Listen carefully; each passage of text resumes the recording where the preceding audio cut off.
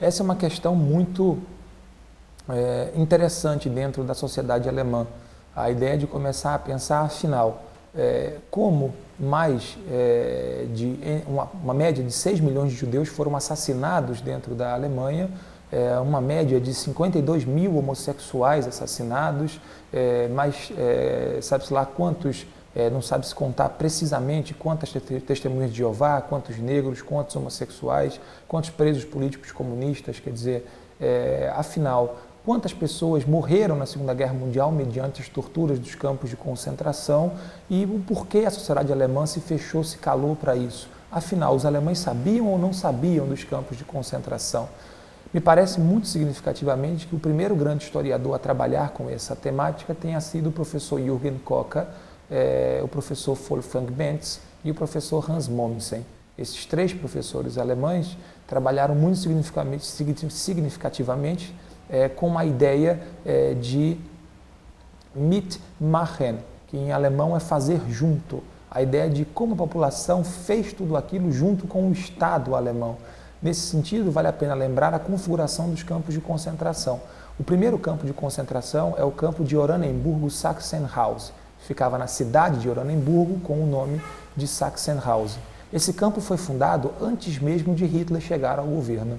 Esse campo foi fundado pelo general Hindenburg para presos políticos. A partir de Hitler ter plenos poderes na sociedade alemã, esse campo se transforma num campo de concentração a partir de 1934 e começa, evidentemente, com as máquinas de morte a partir de 1936.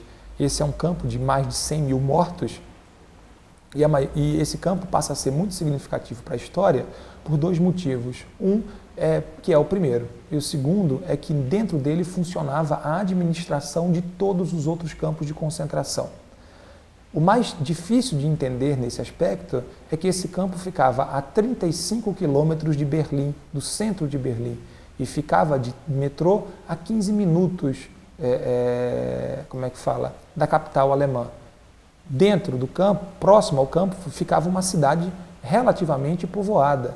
E essa cidade tinha plena consciência e plena vivência do que acontecia nos campos, porque os trabalhadores dos campos eram obrigados a reconstruir as ruas devido aos bombardeios, eles faziam todas as obras públicas daquela região inteira e todos os fornos crematórios para a matança de presos políticos nas chaminés geravam uma gordura que exalava uma nuvem dentro daquela sociedade, uma nuvem de gordura que ficava presa nas casas e na pele ou no casaco das pessoas. Então as pessoas tinham que se limpar diariamente de gordura humana. Então não tinha a menor possibilidade dessas pessoas não saberem, evidentemente, da chamada indústria do Holocausto. É claro que campos como Oranienburgo construíam uma falsa ilusão de campo de trabalho. O primeiro plano do campo de concentração era um plano de trabalho. Trabalho forçado de falsificação de libra esterlina, trabalho forçado de construção de roupas e fardamentos, cozinha para comida de oficiais, etc. Mas quase todo o subsolo do campo era feito para experiências médicas e para forno crematório. Talvez uma das imagens mais chocantes que nós tenhamos tido em Oranienburg-Sachsenhausen é ter visto que um dos fornos crematórios ficava com a parede colada no refeitório do campo de concentração. Na parede do lado direito se queimava pessoas e na parede do lado esquerdo se comia. Isso talvez tenha sido uma das imagens mais fortes que eu tenha tido em toda a minha passagem pelos campos de concentração alemã nesse sentido. E é claro, se os trens saíam sempre de manhã cheios e voltavam à tarde vazios, não tinha como as pessoas não se perguntarem o que os alemães fizeram com aquele povo. A partir de 1943, começa uma definição dos aliados sobre uma possível divisão da Alemanha na vitória deles. Começam os primeiros contatos de reunião sobre que região ficaria com tal. Essa reunião é sempre feita naturalmente por ingleses e americanos. Em verdade, os franceses nunca foram muito bem vistos dentro dos aliados por conta do colaboracionismo e porque Charles de Gaulle não era um político tão influente para a política externa francesa. Era muito mais, naturalmente, pela resistência interna, que era muito pequena, aos alemães, a tal ponto que Charles de Gaulle não participa do processo de paz. Em várias reuniões do processo de paz ele nem foi convidado nesse sentido. A partir de 1945, quando a guerra termina, no dia 8 de maio, a divisão de Berlim parece estar muito clara. Uma divisão ainda não oficial, uma divisão oficiosa de ocupação entre franceses, ingleses e americanos. Essa divisão começa a ficar muito dura a partir de 1947, quando haverá um bloqueio da União Soviética ao abastecimento da Berlim ocupada pelos americanos.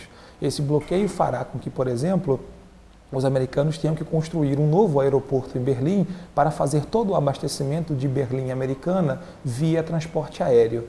Isso será feito, será criado em junho de 1948, o aeroporto de Tegel, que até hoje é o aeroporto mais importante de Berlim, para que o abastecimento em relação a petróleo, em relação a gêneros alimentícios, viesse por avião, visto que a União Soviética tinha proibido o transporte terrestre, tentando sufocar a ocupação americana e pedindo para que os americanos entregassem efetivamente a Europa, a Alemanha Ocidental à União Soviética, construindo assim uma Alemanha unificada, mais comunista. Em 1949, num intervalo de 2 meses, é criada a República Federal Alemã e a República Democrática Alemã. A República Ocidental é criada primeiro do que a República Oriental, que é criada um mês depois. Só em 1961 é que o Muro de Berlim é criado. Essa divisão começa a ser feita devido a um controle militar e ao controle do abastecimento.